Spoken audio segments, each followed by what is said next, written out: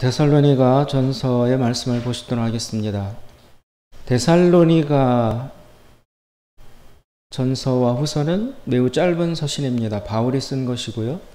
근데 데살로니가라는 그 이름이 저희들에게 대단히 생소한데, 데살로니가는 도시 이름입니다. 도시. 데살로니가라는 도시의 이름입니다. 이 데살로니가라는 도시는 어디에 있느냐 하면, 여러분 가보신 분도 계실지 모르겠지만 유럽과 아프리카와 아시아 사이에 지중해라는 바다가 있습니다.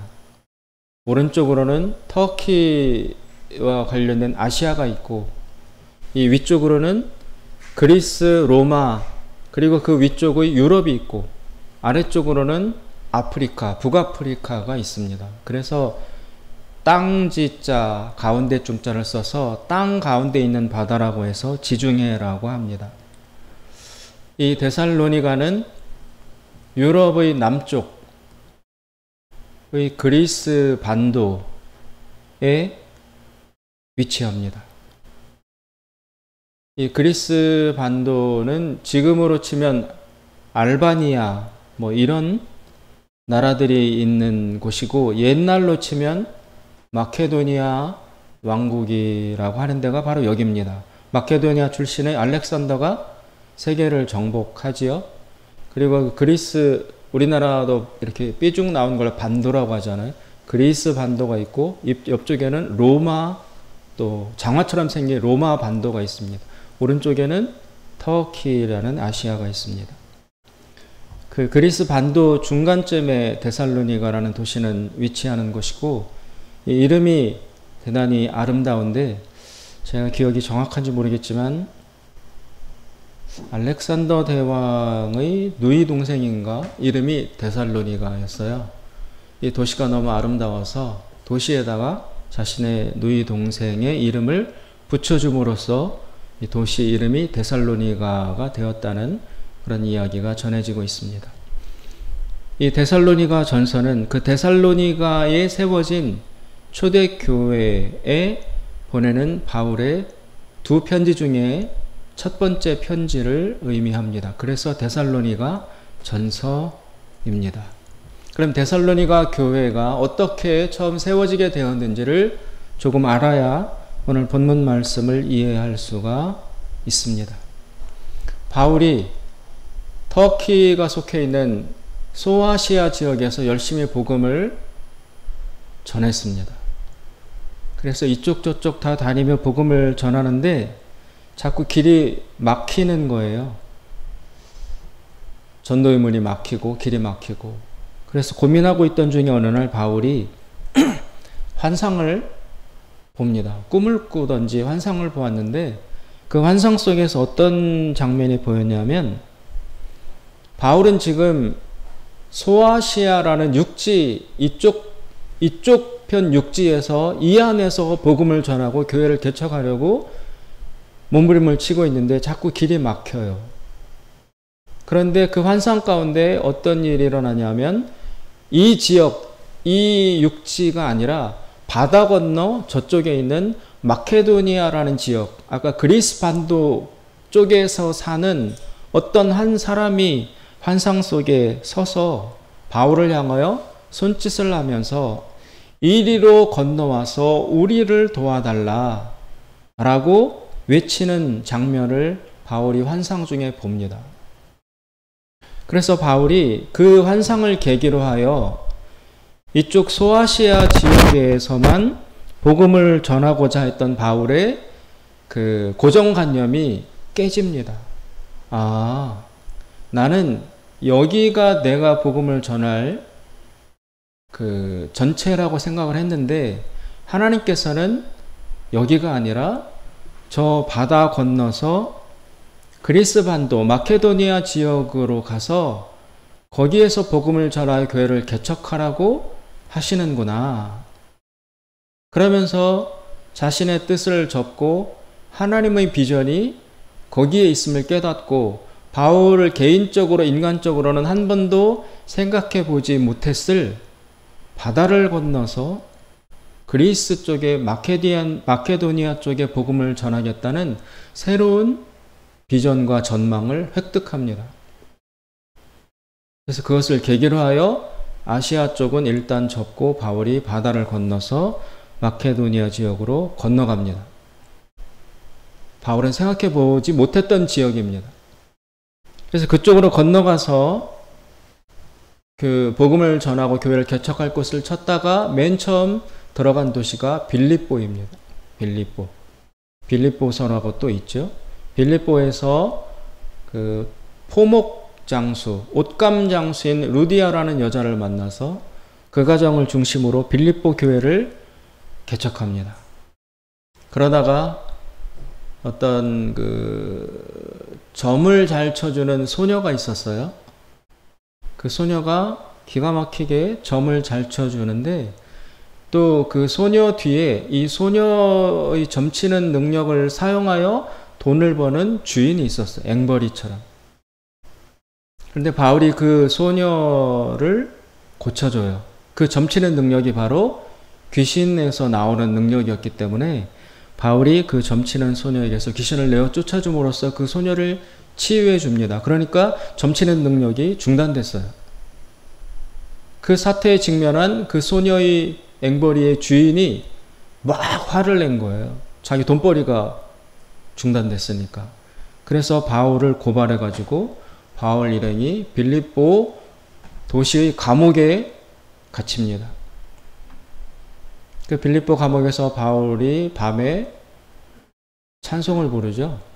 그랬더니 하나님이 임재하셔서 지진을 일으켜가지고 그 감옥에서 스스로 바울 일행이 나올 수 있게 됩니다.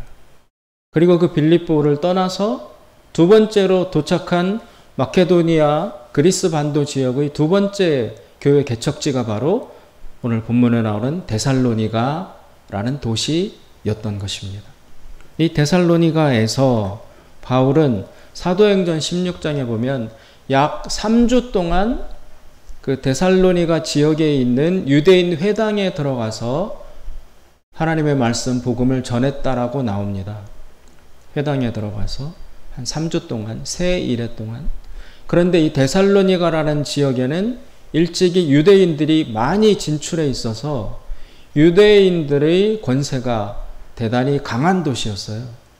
그런데 바울이 유대인들의 구약적인 전통적 종교를 전하는 것이 아니라 새로운 메시아인 예수 그리스도를 전하니까 데살로니가 지역의 구약 옛 종교 유대교를 믿고 있던 유대인들이 텃세를 일으켜서 거기 와서 새 복음을 전하는 바울 일행을 막 잡으러 들고 내쫓고 큰 난리를 일으켰어요. 그래서 바울이 한 3주 정도밖에 데살로니가에서 머물지 못한 채 급하게 데살로니가에서 피신을 합니다. 가만히 있으면 잡히고 막 린치를 당하니까. 그래서 데살로니가에서 도망을 가서 베레아라는 지역으로 갑니다. 그리고 또 베레아에서 머물다가 그 다음에 간 곳이 아덴, 지금의 아테네, 그리스 아테네라는 지역으로 바울이 옮겨가고 거기서도 또 복음을 전하다가 그리고 그 다음으로 가는 데가 고린도라는 도시입니다. 이런 식으로 바울이 소아시아에서 빌립보, 데살로니가, 베레아, 아테네, 고린도 이런 식으로 쭉 다니면서 복음을 전했습니다. 그런데 이 데살로니가에서 3주 정도밖에 말씀을 전하지 못했음에도 불구하고 데살로니가의 교회가 세워졌습니다. 그런데 한 3주 만에 세워진 교회면 얼마나 연약하겠어요? 얼마나 갖춘 것이 없겠습니까? 그래서 그 정도밖에 그 사랑과 관심과 애정을 주지 못한 데살로니가 교회였기에 바울은 부득이하게 거기를 떠나서 베레아, 아덴, 고린도로 옮겨가면서도 데살로니가 교회가 심히 걱정이 됐던 거예요. 잘 있나? 그 유대인들이 이 사람들을 엄청나게 핍박했을 텐데 믿음을 다 포기한 것은 아닌가? 늘 궁금했습니다. 그래서 바울이 그 베레와 뭐 아덴 이런 식으로 옮겨가다가 아테네 정도에서 더 이상 궁금해서 걱정돼서 그냥은 못 있겠다. 그러면서 자신이 데리고 가던 일행 중에 제자인 디모데를 데살로니가로 보내요. 가서 데살로니가 교인들이 잘 있는지 보고 와서 나한테 알려달라. 걱정돼서 못 있겠다. 그래서 바울의 명을 받고 제자 디모데가 데살로니가로 갑니다. 그러는 사이에 바울은 아테네에서 고린도로 또 옮겨가서 고린도에서 머물며 교회를 개척하고 있었습니다. 그런 식으로 일정 정도 시간이 흐른 다음에 데살로니가 교회를 살펴보러 갔던 디모데가 바울이 고린도에 있을 때 돌아와요. 돌아와서 바울에게 데살로니가 교회의 형편이 어떻다라고 알려줍니다. 그런데 디모데가 전해온 데살로니가 교회의 소식은 대단히 긍정적인 것이었습니다. 바울 일행이 약 3주 정도밖에 머물지 못했음에도 불구하고 그때 들은 말씀과 복음과 은혜를 그 씨앗으로 삼아 데살로니가 교인들이 굳건히 잘 서 있다. 바울이 빠져나오고 난 이후에 거기에 그 큰 세력을 이루고 있던 유대인들이 신생교회인 그들로 치면 이단에 해당되는 데살로니가 개척교회를 대단히 많이 핍박을 했었을 터인데 그럼에도 불구하고 데살로니가 교인들이 그 핍박을 잘 견디고 이겨내고 있다. 믿음을 지키고 있고 지금도 모이고 있고 그리고 서로 아끼고 사랑하며 굉장히 아름다운 믿음을 키워나가고 있다라고 디모데가 굉장히 기쁜 소식을 전해옵니다. 그 소식을 들은 바울이 기쁜 마음으로 또 데살로니가 교인들을 격려하고자 편지를 써서 보낸 것이 바로 오늘의 데살로니가 전서라는 것입니다. 이 데살로니가 전서 안에는 데살로니가 교인들을 칭찬하고 데살로니가 교인들 때문에 기뻐하고 흐뭇해하는 바울의 마음이 전체 이 데살로니가 전서 5장인데 1장부터 3장까지가 그 얘기예요. 너희들 정말 대단하다. 내가 기쁘다. 기특하다. 어떻게 믿음을 지키고 있느냐? 그게 3장까지이고 나머지 4장, 5장이 바울이 좀 하고자 하는 말씀을 간단히 전하는 것. 그런 식으로 편지가 구성이 되어 있습니다. 오늘 1장에 보면 바울이 데살로니가 교인들을 칭찬합니다. 8절에 보시면 7절, 8절을 보시면 그러므로 너희가 마게도니아와 아가야 모든 믿는 자의 본이 되었는지라. 주의 말씀이 너희에게로부터 마게도니아와 아가야에만 들릴 뿐이 아니라 하나님을 향하는 너희 믿음의 소문이 각처에 퍼진 고로 우리는 아무 말도 할 필요가 없을 정도이다. 진짜 잘하고 있다. 그 뜻인 것이죠. 이런 식으로 해서 데살로니가 교회가 세워졌습니다. 빌립보 교회, 데살로니가 교회, 그 다음에 고린도 교회 이런 식으로 교회가 세워지고 있습니다. 그런데 오늘 본문 말씀을 비롯하여 데살로니가 전서의 전체를 살펴보면 바울이 그 초기에 복음을 전했던 전도 사역, 바울의 선교 사역이 어떤 형태와 내용으로 구성되어 있는지 그 특징이 잘 나타나고 있습니다. 데살로니가에 와서 바울이 어떻게 했길래 3주 만에 교회가 세워질 수 있는가? 그리고 3주 정도밖에 바울과 함께하지 못했는데도 이 사람들이 바울이 떠난 이후에도 그렇게 믿음을 견고히 지켜나갈 수가 있었는가? 어떻게 해서 그 일이 가능했는가? 그 방법론이 오늘 데살로니가 전서를 살펴보면 확인할 수 있습니다. 바울이 전도할 때 특징, 바울이 복음을 전하는 선교 사역을 할 때 어떤 형태로 했는가가 몇 가지가 나오고 있습니다. 첫째, 5절에 보시면 이렇게 바울이 말합니다. 이는 우리 복음이 말로만 너희에게 이른 것이 아니라 오직 능력과 성령과 큰 확신으로 된 것이니 바울이 분명히 이야기합니다. 우리가 너희들에게 가서 복음을 전할 때 말로만 한 게 아니다. 물론 말로도 했어요. 말로 복음을 전했죠. 예수 그리스도를 전하고 예수 그리스도를 믿으라고 하고 말로 가르쳤죠. 그런데 너희들에게 가서 우리가 복음을 전할 때 말로만 한 것은 절대 아니었다라고 바울이 밝힙니다. 그러면 말 이외에, 말로 하는 복음 전도 외에 무언가 다른 것이 틀림없이 있었다는 것을 바울 스스로 암시합니다. 그럼 말 외에 뭐가 있었느냐? 이는 우리 복음이 말로만 너에게 이른 것이 아니라 오직 능력과 성령과 큰 확신으로 된 것이니. 능력이라는 말이 나옵니다. 말뿐만이 아니라 바울이 복음을 전할 때 분명히 어떤 초자연적인 능력, 기적, 이적들이 일어났다라는 것입니다.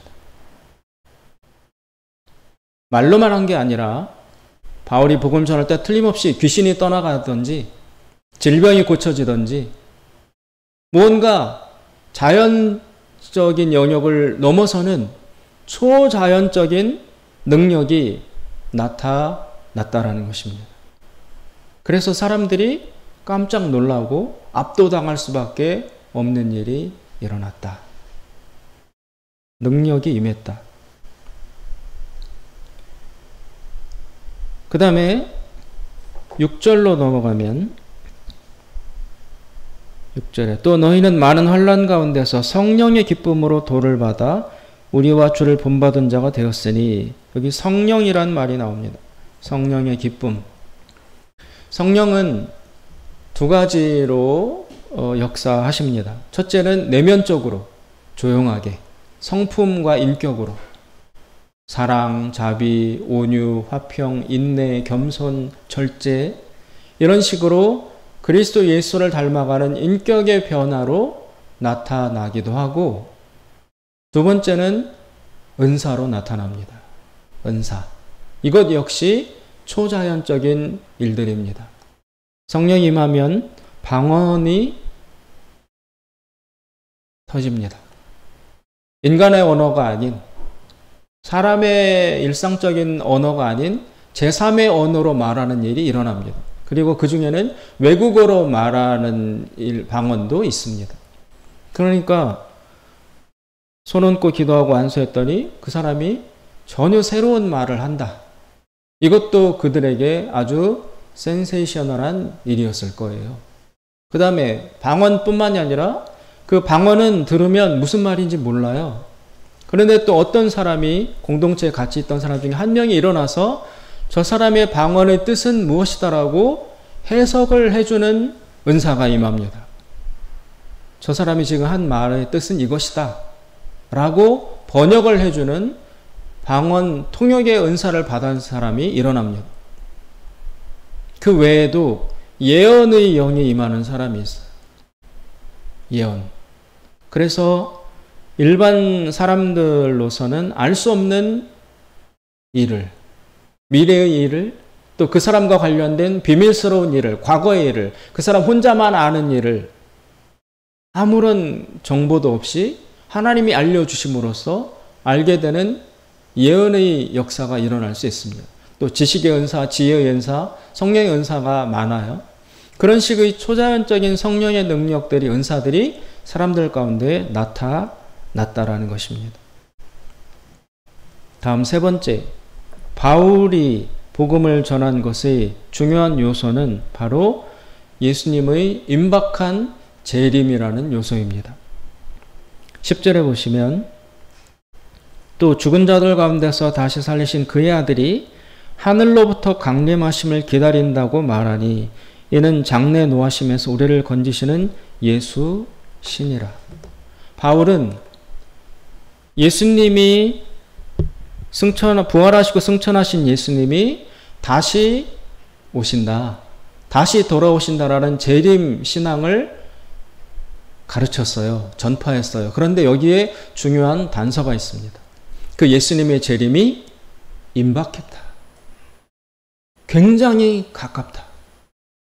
그래서 데살로니가 교인들에게 바울이 당신들이 살아있는 동안 예수님이 오실 수 있다. 멀지 않고 먼 미래일이 아니라 우리 살아있는 동안에 예수님이 심판의 권세를 가지고 곧 다시 오실 것이다라고 바울이 가르쳤다라는 것입니다.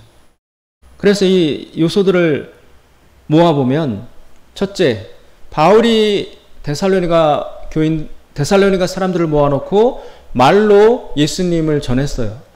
예수님이 이렇게 구약에 예언되어 있다가 오셔서 인간의 죄를 위해 십자가에 죽고 부활하시고 승천하셨다. 그런데 그 말로만 그친 것이 아니라 바울이 기도하고 말씀을 선포할 때 귀신이 떠나가고 병이 고쳐지고 하여튼 인간의 힘으로서는 한 번도 볼 수도 없었고 경험할 수도 없었던 엄청난 초자연적인 역사가 그 공동체 가운데 일어났다는 것입니다. 그리고 그뿐만이 아니라 각 사람마다 성령이 임해서 방언이 터지고 예언이 임하고 방언 통역을 하고 그런 식의 또 초자연적인 일들이 일어났어요. 그러니까 불과 3주 만에 바울이 말씀을 전하고 갔는데도 데살로니가 사람들에게 확고부동한 믿음이 심겨졌다라고 볼 때 여러분, 상식적으로 말로만 예수가 이렇고 예수가 당신들을 위해서 죽으셨고 부활하셨고 인간은 죄인이고 말로만 3주 동안 전하고 갔는데 엄청난 핍박이 임함에도 불구하고 그것을 끄떡없이 잘 견디고 서로 사랑하고 교회의 고유한 특성을 드러내는 데살로니가 교회 공동체가 세워질 수가 있겠습니까? 바울이 말로만 했는데 그렇지 않다라는 것입니다. 사도행전에도 빈번히 사도들이 가서 복음을 전할 때 초자연적인 능력과 성령의 역사들이 나타나는 사실이 사도행전에는 넘치도록 빡빡합니다. 가는 곳마다 기적이 일어났습니다. 독사가 바울을 물었는데 바울이 죽지 않아요. 손으로 떼어내요. 그러니까 그 섬 사람들이 하늘에서 신이 내려오셨다고 하면서 바울에게 절하고 신으로 섬기려고 하잖아요. 안전뱅이가 일어나고 벙어리가 말을 하고 눈먼 자가 고침받고 귀신이 떠나가고 방언이 임하고 예언이 임하고 방언 통역이 임하고 막 그런 식으로 바울이 복음을 전하면 여기가 만약에 데살로니가 그 사람들이 모인 곳에서의 전도 집회였다면 이 자리는 단순하게 조용히 지금처럼 말씀만 듣고 그러는 자리가 아니라 뒹굴고 넘어지고 막 귀신 떠나가고 거품 물고 병 고쳐지고 박수치고 눈 뜨고 예언이 임하고 그런 정말 뜨거운 땀의 현장, 열기가 가득한 어떻게 보면 혼란일 수도 있고 어떻게 보면 대단히 초자연적인 성령과 하나님의 역사가 나타나는 다이나믹한 공간일 수밖에 없었다는 것입니다. 이 데살로니가 사람들은 지금 철저히 다신교 그리고 우상숭배 그리고 성적으로 굉장히 문란한 세속적인 사람들이 모여있던 도시였어요. 전혀 듣도 보도 못한 바울이라는 사람이 나타나서 말로만 3주 동안 전했다고 해서 사람들이 여기 9절에 나오지 않습니까? 저희가 우리에 대해 스스로 하기를 우리가 어떻게 너희 가운데 들어간 것과 너희가 어떻게 우상을 버리고 하나님께로 돌아와서 사시고 참되신 하나님을 섬기며 수백 년 동안 수천 년 동안 이방신, 우상신 그리스에 나와 있는 많은 신들 제우스나 뭐 아프로디테나 그런 이방 신들을 섬기는 것으로 가득했던 데살로니가 도시에 바울이 아무리 말을 잘한다고 해도 3주 동안 말 전한 것 가지고 자신들이 전통적으로 섬기던 우상을 다 버리고 하나님께로 돌아오고 이런 현격한 삶의 변화를 일으키고 교회 공동체를 형성하고 바울이 떠난 이후에도 그 믿음을 굳건히 지켜나가는 이런 파워풀한 삶의 변화가 말로만 가지고 일어났다고 가정하는 것은 상식적이지 않습니다. 예수님도 복음을 전하실 때 많은 초자연적인 역사들이 동반되었습니다. 사도행전에도 보면은 바울과 사도들이 가서 복음을 전할 때 꼭 기적이 동반되었습니다. 심지어 그 사도들이 하나님 앞에 이렇게 기도하는 내용도 사도행전에 나옵니다. 우리가 나가서 복음을 전할 때 하나님께서 역사하셔서 초자연적인 많은 이적들이 일어나게 해 주십시오라고 사도들이 기도하고 구하는 장면도 나옵니다. 따라서 초대교회 복음 전도는 단순히 논리적으로, 단순히 변증적으로, 단순히 말과 이론만 가지고 사람들을 설복시키는 그런 조용한 그런 전도 행위가 아니었다라는 것입니다. 특별히 바울이 가는 곳마다 사람들이 놀라고 뒤집어지고 막 혼란이 일어나는 그런 소용돌이를 불러일으키기에 충분한 초자연적인 능력과 성령의 역사들이 반드시 일어났다는 것을 전제해야 합니다. 그러고 났을 때, 그런 일을 겪고 났을 때 사람들의 마음이 활짝 열리고 그동안의 고정관념들이 다 붕괴된 상태에서 바울이 예수님을 전합니다. 당신들은 죄인이고 하나님을 안 믿어왔고 하나님은 지금 너희들이 본 것처럼 이렇게 분명히 살아계신데 하나님을 안 믿는 것이 어찌 죄가 되지 않겠느냐. 예수님이 너희들을 위해서 오셨으니 이 예수를 믿고 영접하면 그동안의 불신앙의 모든 죄에서, 윤리 도덕적인 모든 죄에서 용서를 받을 수 있을 것이다. 이 예수를 영접하겠느냐? 라고 제시를 하면 안 믿는 사람은 그래도 안 믿겠지만 상당수의 사람들이 가치관이 변하고 세계관이 변해서 그 예수 그리스도를 영접하여 믿음의 사람으로 변화되는 일들이 일어나는 것이 가능했었다라는 것입니다. 바울이 세운 초대교회들은 다 그런 형식으로 세워졌습니다. 뒷부분에 5장 19절에 가면 바울이 데살로니가 교인들에게 당부하는 말이 나옵니다. 5장 19절에 보면 성령을 소멸치 말며 너희들 앞으로도 계속 성령을 소멸하지 마라. 이 얘기는 성령의 역사로 나오는 은사들을 계속 살려가라. 방언, 예언, 통역, 지혜, 지식 이것들을 잘 살려가라. 이것은 교회에 꼭 필요한 요소다. 두 번째 20절 예언을 멸시치 말고 예언. 모여서 기도하면 누군가가 일어나서 이 사람을 향해서 이 사람에게 앞으로 어떤 일이 일어날 수 있다. 우리 교회 공동체에 어떤 일이 다가오고 있다.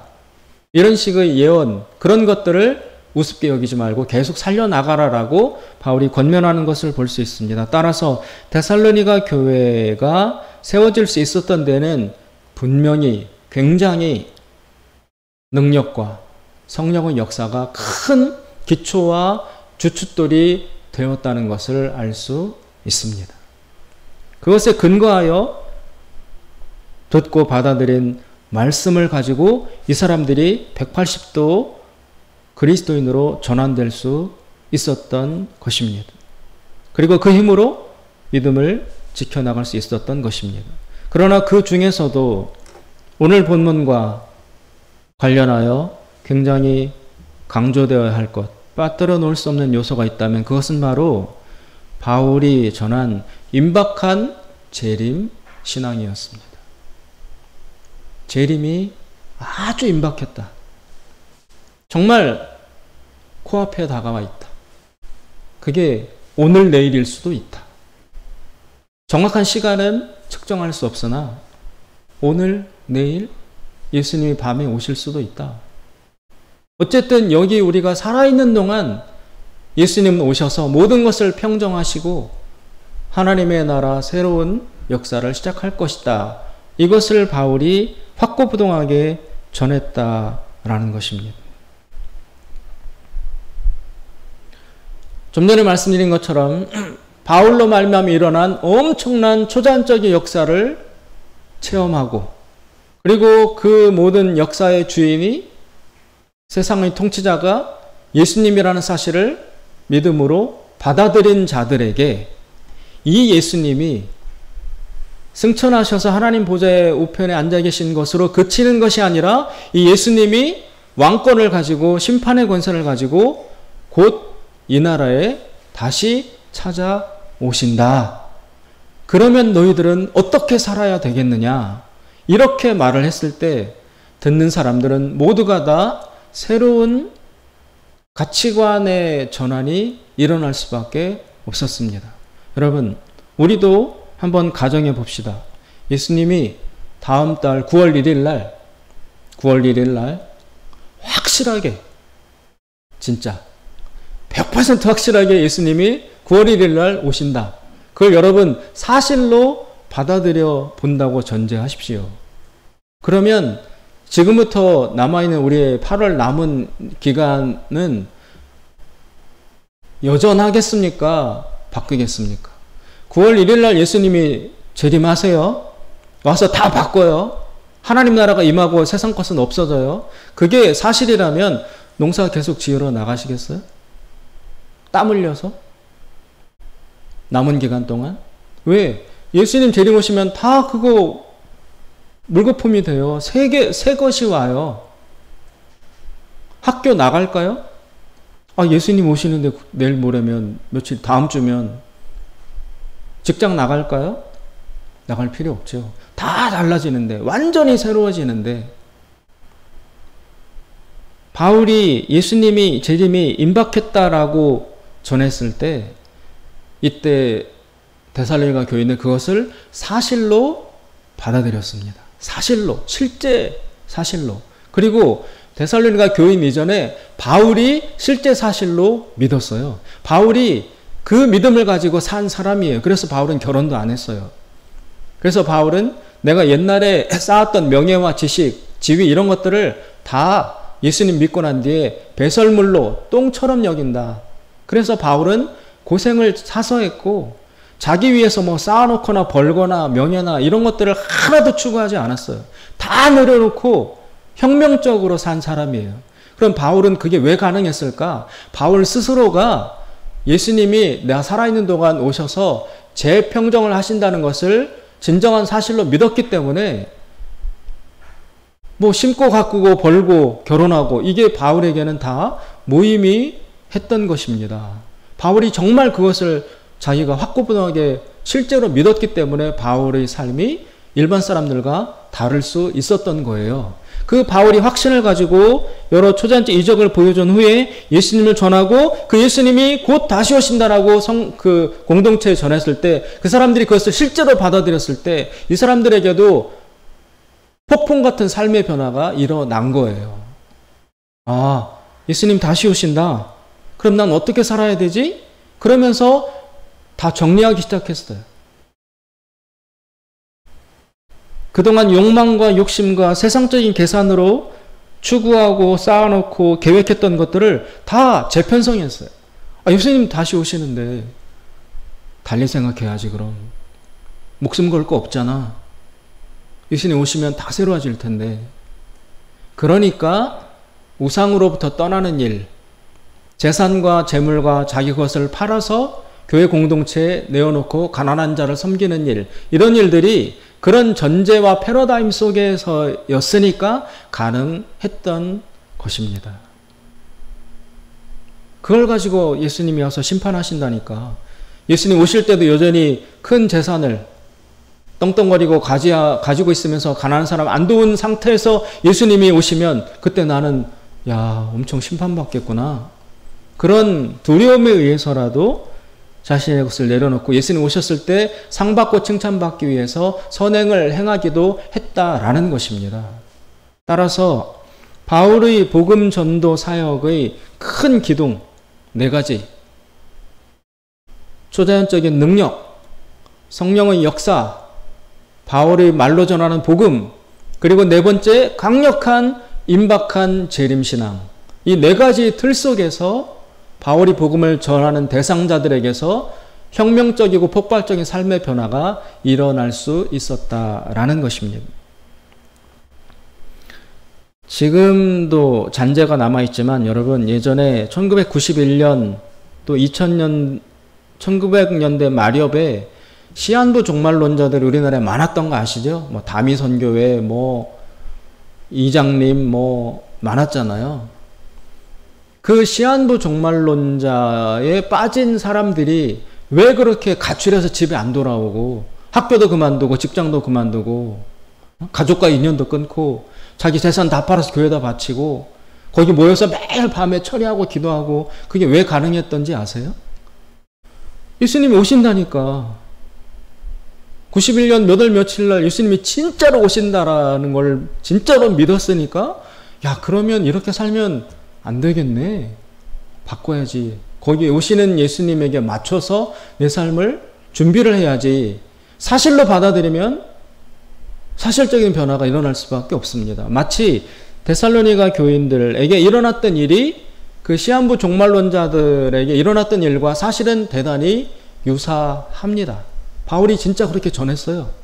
그리고 그 사람을 진짜 믿었어요. 그래서 이 폭발적인 삶의 변화가 일어났고 바울은 떠난 이후에도 그들이 잘 있다니까, 그것을 유지한다니까 기뻐서 이 편지를 보내면서 이렇게 칭찬하는 것입니다. 야, 내가 더 이상 말로 가르칠 게 없다. 이토록 잘하고 있는데 뭐 너무 기쁘다. 이걸로 보면 데살로니가 교인들 이전에 바울 스스로가, 바울이란 사람이 임박한 예수님의 재림을 철저하게 100% 믿은 사람이라는 것이 분명합니다. 바울이 그런 사람이었습니다. 그런데 데살로니가 교인들에게 바울이 떠난 이후에 잘 지켜가고 있는 와중에 몇 가지 문제가 생겼습니다. 문제가 전혀 없는 건 아니었습니다. 첫째, 4장 13절을 보시면 성도들 중에 몇 사람이 죽었어요. 아마 나이 많은 분들이겠죠. 몇 사람이 죽었어요. 그러니까 데살로니가 교인들 사이에 술렁거림이 일어나는 거예요. 아니, 바울이 예수님 분명히 다시 오신다고 했는데 오시기도 전에 사람이 죽었어. 우리 이 사람 어떻게 되는 거지? 우리는 간절히 기다리고 있는데 누군가가 예수님 오시기 전에 누군가 죽는다는 것은 전혀 생각해보지 않은 일인데 성도들 중에 죽음이 발생했어요. 그러니까 그것 때문에 약간의 술렁거림이 있었어요. 이 사람 예수님 오시기 전에 죽었으니 이 사람 구원 받느냐? 못 받느냐? 예수님 다시 오시면 이 사람은 그러면 재림을 살아있지 않으니까 재림에서 제외되는 거냐? 구원에서? 막 이런 술렁거림이 있었습니다. 두 번째, 5장 1절부터 11절에 보시면 그것으로부터 비롯된 재림에 대한 의심이 발생했습니다. 진짜 오시는 거 맞나? 바울이 곧 오신다고 했는데 왜 아직 안 오시지? 이러면서 데살로니가 교인들 사이에 재림에 대한 몇 가지 부류가 생겨났어요. 그 부류 중에 한 사람은 이런 거죠. 아유, 이렇게 지연되는 거 보니까 예수님 안 와. 안 와. 그러면서 옛생활로 돌아가는 사람들이 생겨났고, 또 한 부류는 진짜 오시는 게 분명해. 그러면 재림하시면 다 끝장일 테니까 열심히 살 필요가 없네? 그러면서 게으름에 빠지는 사람들이 나타났어요. 야, 이래서 뭐해? 그렇게 열심히 살아 예수님 오시는데, 그러면서 게으름에 빠지는 사람들이 이런 식으로 그 재림신앙이 빚어낸 몇 가지의 부작용들이 데살로니가 교인들에게 나타나는 것을 디모데가 발견하고 와서 바울이 전하니까 그것을 듣고 바울이 4장과 5장에 걸쳐서 그것을 진단하고 교정해주는 가르침을 바울이 4장 5장에서 제시해 줍니다. 그러면서 여러분, 우리가 잘 아는 데살로니가전서 5장 16절에 18절에 보면 항상 기뻐하라, 쉬지 말고 기도하라, 범사에 감사하라 나오잖아요. 그것이 왜 바울이 그렇게 가르치는 게 가능했냐면 예수님의 임박한 재림을 전제하니까 그런 가르침이 가능한 거예요. 곧 오시니까 항상 기뻐해. 예수님 오시는 게 곧 닥쳐 있으니까, 얼마 안 남았으니까, 야, 딴짓 할 시간 없어. 쉬지 말고 기도해. 그리고 곧 오실 거니까 생겨나는 여러 가지, 몇 가지 어려운 일들이 있다 할지라도 예수님 오시는 거 바라보며 감사해. 그 가르침 자체가 임박한 예수님의 재림을 전제할 때에 성립될 수 있는 충고였던 것입니다. 물론 지금 우리에게도 의미가 있지만 데살로니가 교인들에게 담대히 바울이 항상 기뻐하라, 쉬지 말고 기도하라, 범사에 감사하라고 강력하고 담대히 가르칠 수 있었던 배경에는 임박한 재림이라는 시간 전제가 있었기 때문에 그런 가르침도 의미가 있었던 것입니다. 이런 식으로 데살로니가 교인들은 바울의 편지를 받고 또 그들의 믿음을, 그 가르침을 근거로 하여 또 지켜가며 생활했을 것입니다. 그런데 결론적으로 우리는 지금 2000년 정도가 지난 상태에서 지금 신앙생활을 합니다. 그 역사의 흐름을 다 알고 있습니다. 그래서 지난 역사의 흐름을 다 아는 상태에서 결과를 이야기해 보면 곧 오신다던, 우리가 살아있을 동안 예수님이 오신다라고 믿었던 바울의 임박한 재림신앙과 그것을 근거로 믿음을 유지했던 데살로니가 교회의 재림신앙은 사실은 실현되지 않았습니다. 재림은 지연되었습니다. 그들이 곧 오신다, 오늘 내일 올해 안에 나 살아있는 동안 오신다라고 간절히 믿고 기다렸던 그 재림이 지체됐어요. 지연되었어요. 그리고 지연된 채 하루 이틀 지연된 것이 아니라 오늘 우리가 살고 있는 무려 2000년 정도까지가 예수님의 재림은 지연이 되었습니다. 예수님은 그들이 바람대로 금방 오시지 않았어요. 아직도 안 오고 계세요.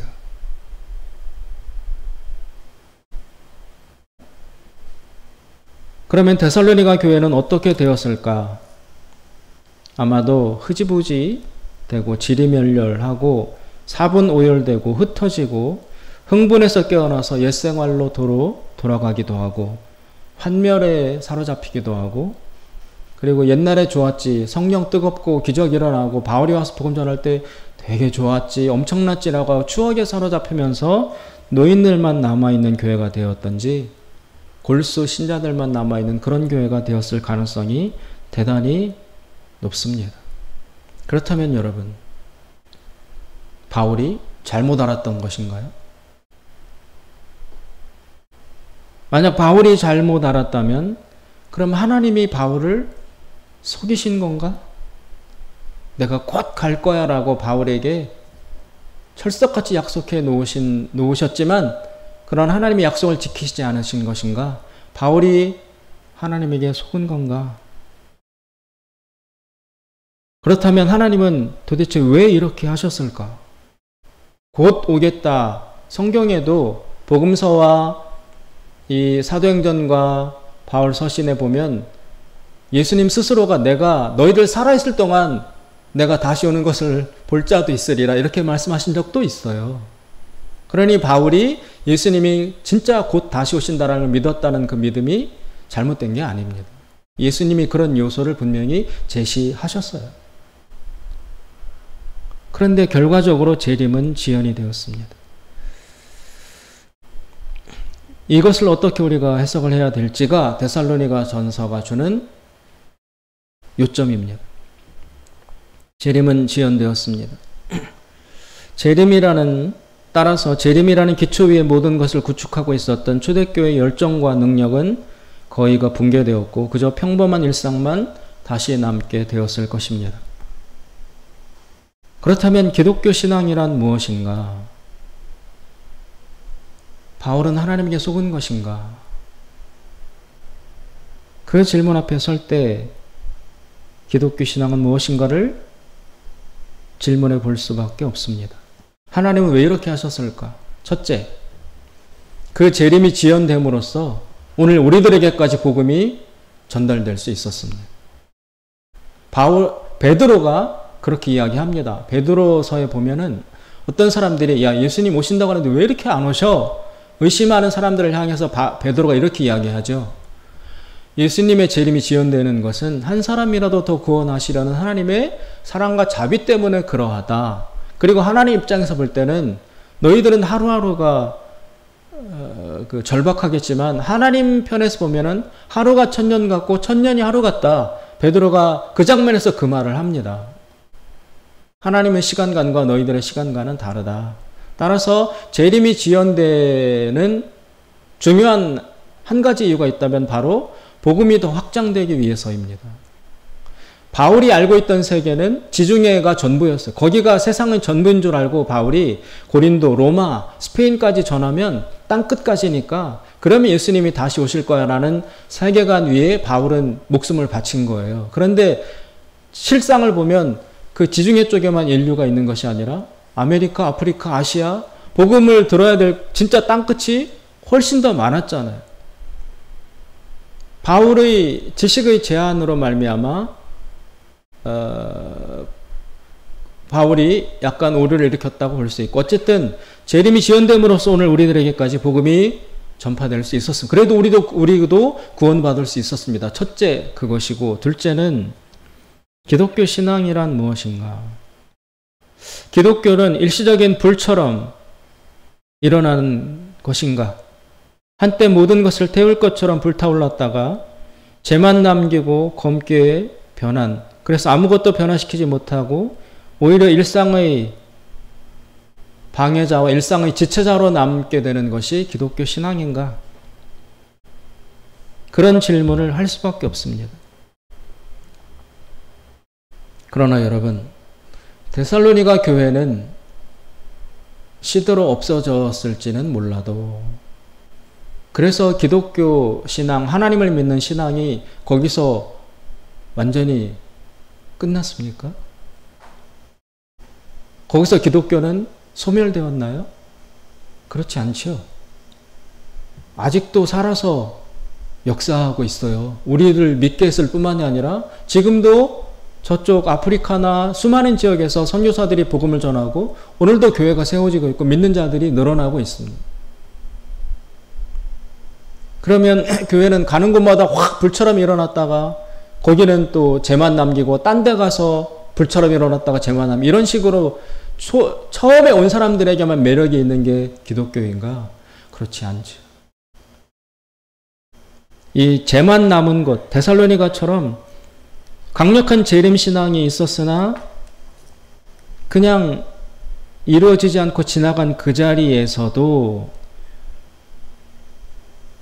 불과 같이 일어나는 교회, 그런 모습은 아니라 할지라도 지금도 그곳에도 믿는 사람은 있습니다.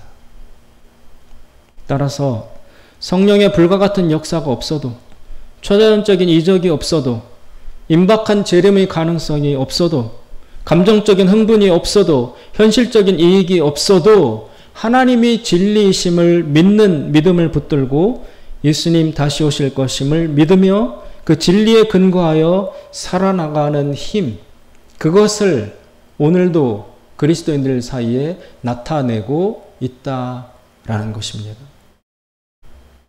그러면 바울은 무엇이었는가?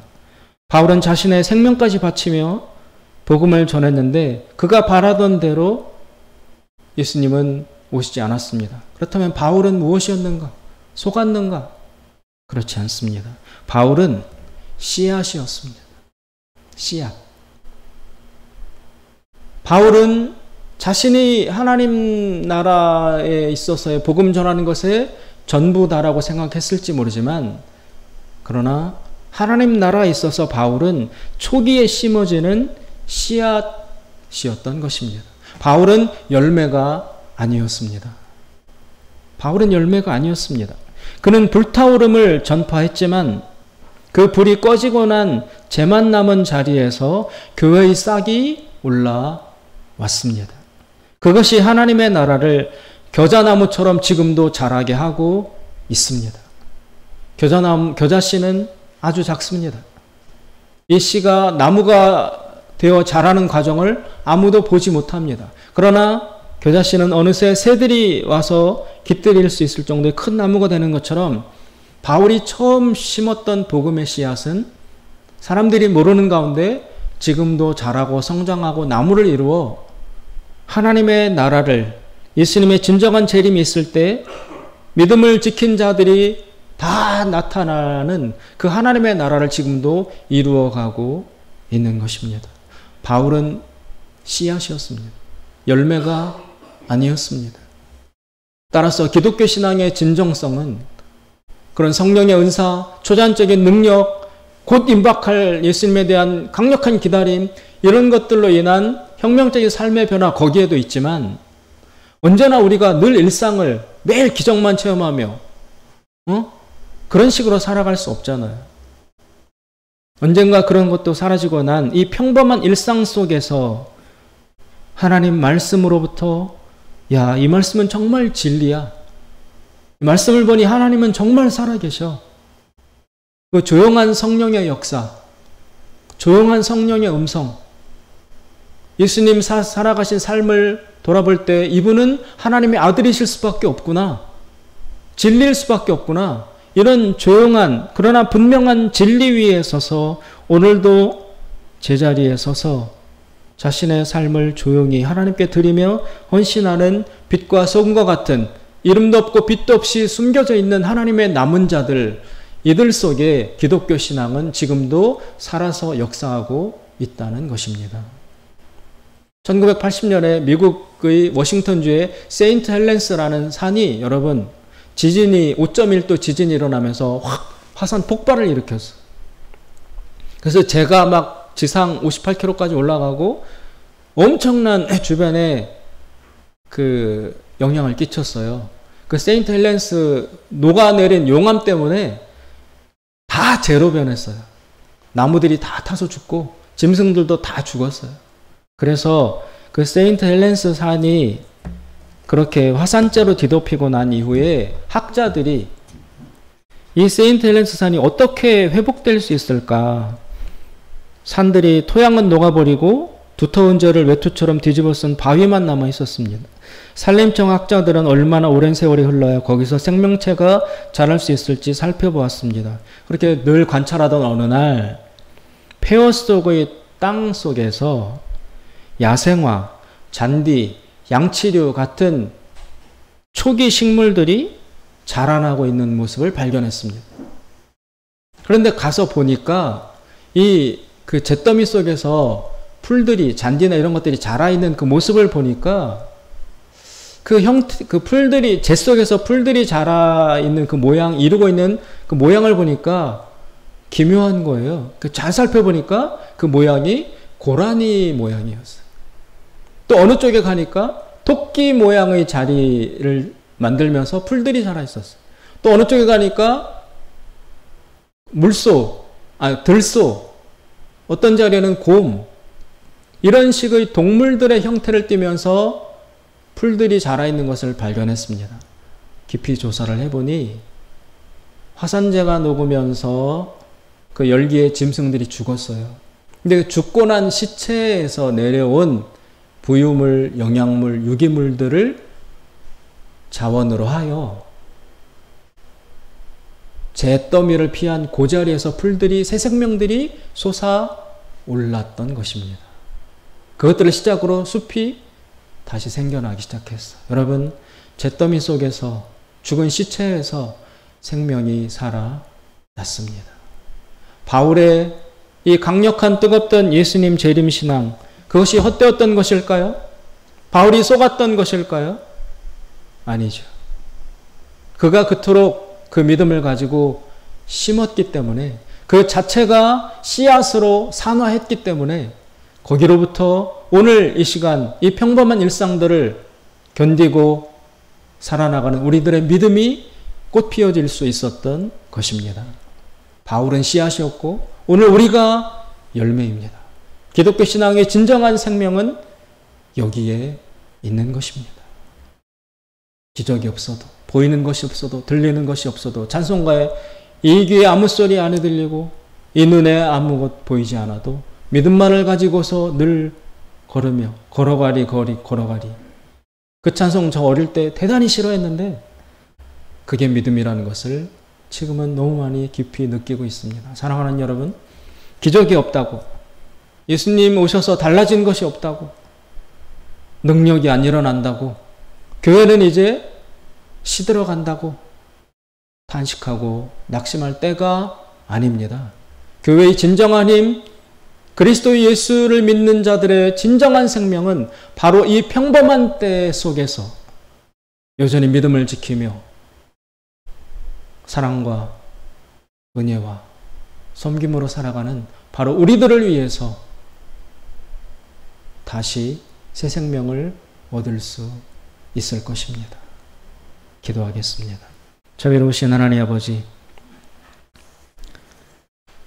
뜨거운 재림신앙으로 살았던 바울의 이 헌신과 순교가 헛된 것이 아니라 그의 그 믿음으로 말미암는 심기어짐이 씨앗으로서의 자신을 썩게 하는 그 몸부림이 있었기에 오늘 우리가 있는 줄로 믿습니다.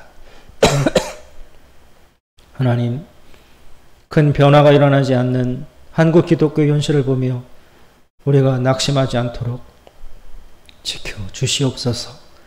바로 이때야말로 평범한 우리가 보여주는 믿음의 실천을 통해서 기독교의 능력과 진리와 생명이 드러날 때인 줄로 믿습니다. 하나님 저희들을 사용하여 주시옵소서. 예수님의 이름으로 기도드리옵나이다. 아멘.